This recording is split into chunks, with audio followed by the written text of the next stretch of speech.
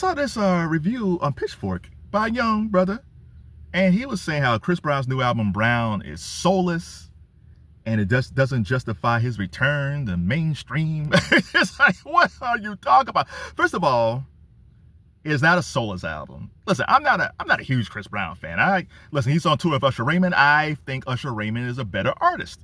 I think Chris Brown is a better all-around performer, but I think Usher is a better artist. However, I listened to the Brown album by Chris Brown. It sounds like a Chris Brown album.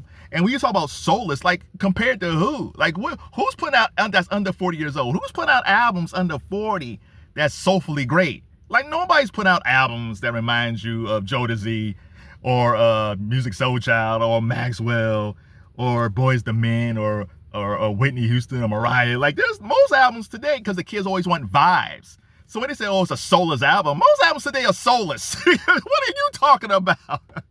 And again, I'm saying this not being a huge Chris Brown fan. And then the guy, he wrote in his review that album's a piece of, or some of his piece of ish. It's like, oh my God. What did Chris Brown do? I don't know, Chris Brown stole his woman. I don't know what this is. This was not a proper music review. Now again, he's a young dude, he works for Pitchfork, he can do whatever he wants. The bigger question is, okay, let's say he's right. Let's say this new Chris Brown album, Brown, is a piece of ish. Let's say it is soulless. So why in the hell is him and Usher Raymond selling out this new tour? They sold out Levi Stadium. That's where the 49ers play. They sold out MetLife Stadium. That's where the Giants, I think the Jets play. They had 2 dates out in the Northwest. They added a third.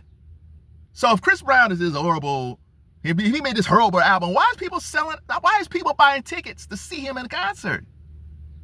See, that's the question they don't want to ask. Because I was doing the numbers. So the Breezy Bowl, if you look back last year, the Breezy Bowl was one of the biggest tours last year. And in fact, the Breezy Bowl is the biggest tour by a male R&B artist. It's like, oh, okay, that's a male R&B artist. That's huge. Now again, I never bought into the whole thing that Chris Brown is the next Michael Jackson. Even Chris Brown is like, no, don't compare me to Michael Jackson, because he doesn't have Michael's voice. Like listen, Chris Brown for his era is a fantastic performer, but he's not Michael Jackson. Michael Jackson is an otherworldly god. Go see the Michael movie. Chris Brown's not that. But his fans showed up for that Breezy Bowl. And he had one of the biggest tours of last year. And the majority of the people that went to the concerts weren't dudes, it's skewed female. Women under 30 years old was probably the bulk of the people who went to see that tour. And there's a secondary sub-niche to that of women. They call them, the Breezy Aunties or something like that, Anti-Breezys. These are women 35 to 50 plus, millennials most likely. Millennials are probably some Gen Xers, who not only went to the Breezy Bowl, but they also took their kids. So while Pitchfork and all these people, Today's Show, Good Morning America, don't want to talk about Chris Brown, there is a ton of black women under 30 years old who knows about the Rihanna situation, his legal situations, and situations he had with women, and women, all black women who are 35 plus, 35 to 50 years old, who knows his whole history, and they're still showing up. And let's also add in the meet and greets.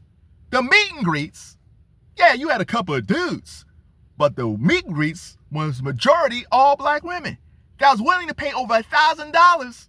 And he basically said, meet and greet, I'll do whatever you want.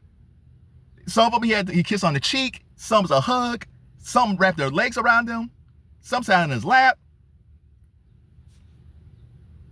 So whenever I see these reviews like, oh my God, he should be canceled, oh, he's horrible, oh, blah, blah, blah, what?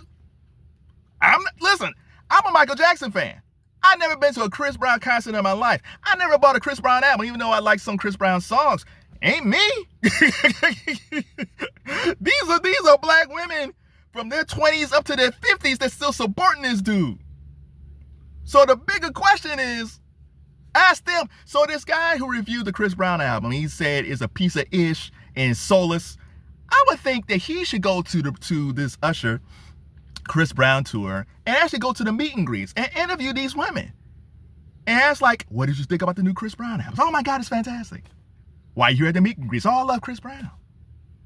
he is probably, there are two artists that I can think of today who are Teflon. Morgan Wallen in country music can say and do whatever the hell he wants, and it doesn't matter.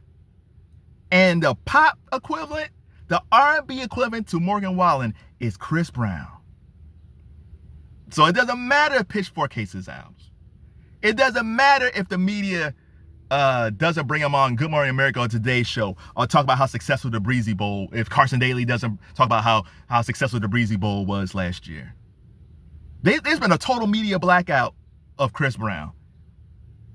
I was shocked when I saw commercials for the tour with Usher. It's like, wow, this is the first.